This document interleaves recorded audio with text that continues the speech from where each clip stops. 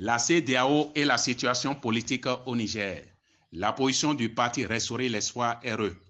Au total, le parti Restaurer l'Espoir RE préconise 1. Prendre acte de l'effectivité du coup d'État intervenu le 26 juillet 2023. 2. Lever toutes les sanctions illégales. 3. Réitérer la nécessité d'un retour à l'ordre constitutionnel. 4. Œuvrer par voie diplomatique et pacifique à la mise en place d'un dialogue politique inclusif.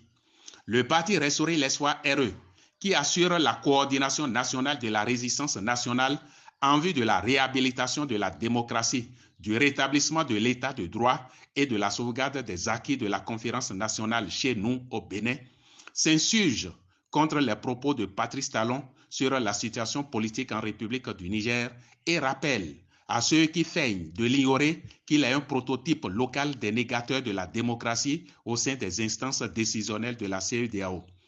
Patrice Talon doit savoir que la République du Niger n'est pas la République du Bénin, que Niamey n'est pas Cotonou, encore moins Kadjaoun, et surtout que le général Abdourahmane Tiani n'est pas Boni Yahi.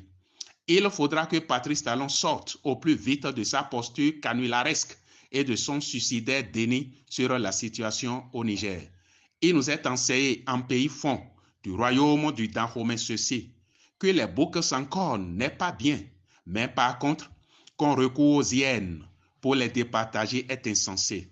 À la CEDEAO, nous disons, sortez du déni, sortez du bluff, non aux sanctions illégales et illégitimes, non à la guerre, paix et courage au peuple frère du Niger, victoire à la résistance nationale, vive la République du Niger, vive la République du Bénin, Cotonou le 11 août 2023 pour le parti Restaurer l'Espoir RE et pour la coordination nationale de la résistance nationale, Candide Ama Maria Zanaï, ancien ministre, porte-parole du gouvernement, ancien ministre délégué chargé de la défense nationale.